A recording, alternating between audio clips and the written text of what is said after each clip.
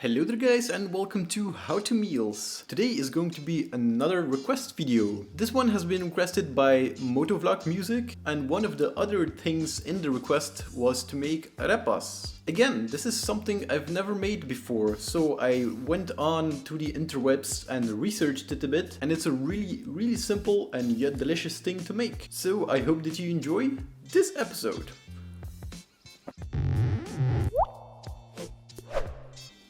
So what you'll need is cornmeal. It's really important that you get this specific brand of cornmeal. There are a lot of recipes on the internet that speak of this brand. Other brands of cornmeal don't have the same result, so this is a really important step. I'm going to take about 300 grams of cornmeal. You'll also need about 500 milliliters of lukewarm water, some salt. Here I have roughly 2 teaspoons of salt, some butter to fry your arepas in, or any oil that you like. And I'm also going to use a little bit of olive oil so that the arepas don't stick to my hands.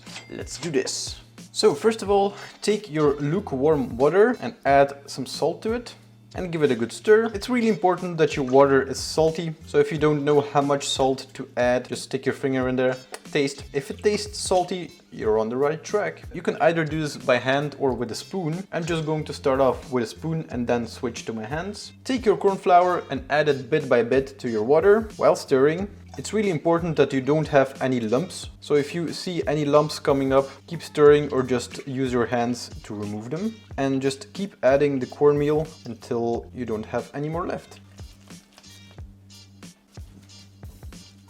Alright, I think it's time to switch to hands. Now I'm just going to knead it until it has the right consistency. There you go. Now we're ready to make our arepas. I'm just going to let it rest for a minute or 5. So now I'm going to prepare our separate arepas. At this point I'm just going to add a little bit of oil on my hand so that the dough doesn't stick to my hands. And then take a small handful, just barely enough that my hand doesn't close, and roll it into a bowl. You can either pre-roll all the balls and then make your arepas, but for the sake of the demonstration I'm just going to make one now. What I like to do is just place it in one palm and squish it with the other and just keep moving it until you have your desired thickness. Some people like it thicker, some like it thinner, and there you go. This one looks good to me. As you can see, it's not too thick, not too thin. And now just repeat the process for all of your dough. And there you go, my arepas are ready to be fried. As you can see, they're not all perfectly shaped, but that's okay because nobody's perfect.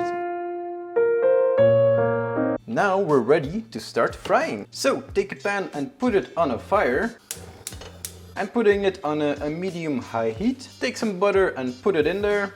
And now just let it melt. So once the butter has melted, put in the arepas and let them fry on each side for roughly 2 to 3 minutes. So once they're golden brown on one side, flip them over and fry them for another 2 to 3 minutes. So once they're done on the other side, remove them from the pan and put them on a cooling rack. As you can see, here I have an improvised cooling rack. This is just an oven rack that I flipped upside down. If you let them rest on the plate while the rest is cooking, the underside will be moist and this way the both sides will stay crispy. Alright, as you can see, I've improvised something a little bit with my baking trays. This is a baking tray and a baking rack combined so that the arepas are a bit lifted from the baking sheet. And now I'm going to put them in the oven at 180 degrees Celsius for roughly 5 to 10 minutes.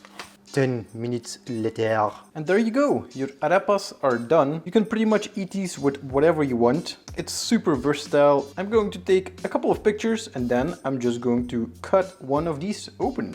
Alright, and there you have your final result. The arepas are done. Now you have to just cut them open and then you can just fill them in with whatever you want. It's really more of a personal preference. And there you go. I hope that you found this episode interesting. Now I'm kind of craving some pulled pork to go along with the arepas. If you could eat an arepa right now, what would you fill it with? I hope that you enjoyed this episode, and if you did, you can always leave a like on this video and leave a comment in the comment section below. It always helps out the channel to boost the video presence on YouTube, I guess. And as always, see you in the next one. Goodbye.